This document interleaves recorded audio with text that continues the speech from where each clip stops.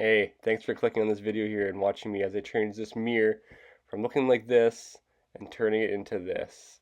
It's quite a simple and easy project. It's not something I typically do on this channel as I do more automotive stuff, but I was tackling this and I figured I might as well show a video on how to do this. The first step is a very easy step. You're going to want to take off this old trim, and or to do it on this one I had to take the screws out the side and just popped off like that. Here you can see me taking a screw out the side. It may come to no surprise to you that these mirrors are actually old closet door mirrors. I'm just repurposing them for just a regular mirror, so I'm just adding a trim on the side. So that's why I'm taking the trim off and adding new trim to it. I actually managed to fit these in the back of my car and haul them back, so I was very surprised by that. Wasn't too sure if they're going to fit, but they ended up fitting. But I was able to snag two of them for a really reasonable price.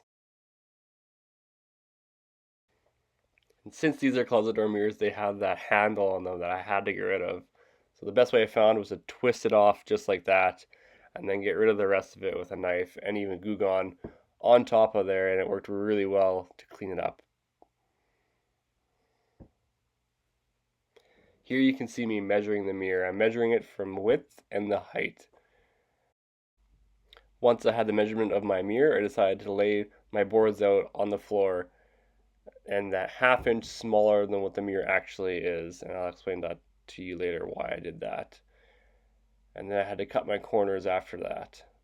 So I cut them at 45-degree angles, and I set my saw to 45, made my cut, just like that. And then in order to do another cut, I took it off, I flipped it around and turned it this way. That prevented me from just moving the saw to the opposite end. The size of your mirror is from there to there, so that's going to be the measurement of what your mirror is. So my mirror, so say your measurement is like 30 inches, I made my measurement 29.5 inches on those inside marks there. And here I'm just showing you, you can just flip the saw to the opposite 45. You want opposite angles on both sides.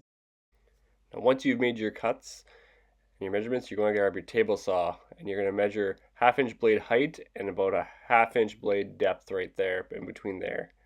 And you're going to take your boards and put them on a table saw and cut a really small groove right into here for the mirror to actually slip into. And this is why I made it a half-inch smaller than original, so that your mirror actually has something to sit inside and it holds the mirror together very nicely.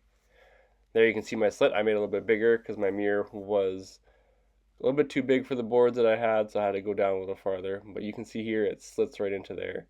And you're going to paint the insides of those a different color so that the reflection of the mirror doesn't show them. I accidentally broke my mirror by putting one of those side pieces on, but thankfully I had another one, and here it is, kind of finished. The corners I glued together with PL glue. It matched my antique rustic wood very well, and I put screws into the sides just like that. I pre-drilled them so that the holes wouldn't, or so that the boards wouldn't crack when I was putting the screws in. And here's the finished product.